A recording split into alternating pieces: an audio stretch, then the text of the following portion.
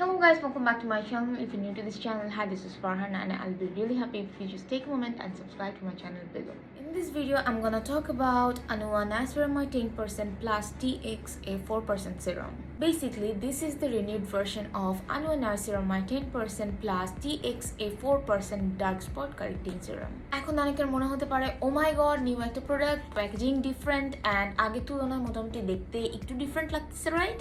But the thing is same formula but new look, মানে নতুন লুকে তোমাদেরকে আগের ফর্মুলাটাই কিন্তু দিচ্ছে। যে কোনো সিরাম নর্মালি ইউজ করা হয় বা তৈরি করা হয় পার্টিকুলার কোনো প্রবলেমের সলিউশন হিসেবে। This serum targets on uneven skin tone, reduces discolouration and diminishes hyperpigmentation.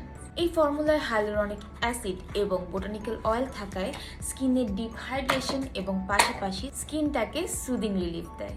Niacinamide normally acne prawn স্কিনের জন্য বা দাগ ছোপ দূর করার জন্য, অ্যান্টি এজিংয়ের জন্য ভালো কাজ করে এবং পাশাপাশি স্কিনটাকে ব্রাইটেন আপ করতেও সাহায্য করে। স্কিনকে প্লাম্প, সুদিং এবং কমফোর্টেবল রাখতে সাহায্য করে এই সিরামের moisturising এজেন্টগুলো।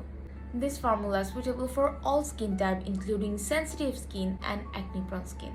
This is basically recommended for normal, combination, dry, oily, sensitive, mature, wrinkles, fine line, dullness, uneven skin tone and pigmentations. এই সিরামটি ইউজের ক্ষেত্রে কিছু জিনিস একটু মাথায় রাখতে হবে। ইটস লাইক যাদের অয়েলি স্কিন তারা জাস্ট নর্মালি মুখটাকে সুন্দর মতো ক্লিন করে এই সিরামটা অ্যাপ্লাই করতে পারো অ্যান্ড ডে টাইমে অবশ্যই একটা সানস্ক্রিন ইউজ করতে হবে। বাট যাদের ড্রাই স্কিন তাদেরকে আমি বলবো স্কিনটাকে সুন্দর মতো ফার্স্টে ক্লিন করো, আফটার দ্যাট সিরাম অ্যাপ্লাই করো অ্যান্ড এরপর একটা ময়শ্চারাইজার কিন্তু মাস্ট অ্যান্ড ডে টাইমে একটা সানস্ক্রিন ইউজ করে নিতে হবে। Texture is really light weight and water based. It absorbs quickly and creates the perfect base for the rest of my routine. যাদের স্কিনে ফাঙ্গাল অ্যাকনি প্রবলেম আছে তারা অবশ্যই প্রোডাক্টের থেকে দূরে থাকবা। তোমরা যারা কখনোই তোমাদের স্কিনে কোনো প্রকার নাইসিনামাইড ইউজ করোনি তারা এই প্রোডাক্টের পরিবর্তে নাইসিনামাইড 5% দিয়ে স্টার্ট করতে পারো, কজ এখানে যেহেতু নাইসিনামাইডের পরিমাণ 10%, সো ডিরেক্টলি 10% অ্যাপ্লাই করার থেকে বেটার তোমরা 5% দিয়ে স্টার্ট করো। বাট হ্যাঁ, যারা অলরেডি কিনে ফেলেছো তারা ফার্স্টে একটু প্যাচ টেস্ট করে নিও, স্কিনের কোনো একটা জায়গায় হালকা একটু অ্যাপ্লাই করে দেখো, যদি বেশি ইচিং প্রবলেম হয় বা স্কিনে রেডনেস চলে আসে তাহলে এটা টোটালি স্কিপ করো। আর যদি এরকম কোনো প্রবলেম না হয় you guys can use this one.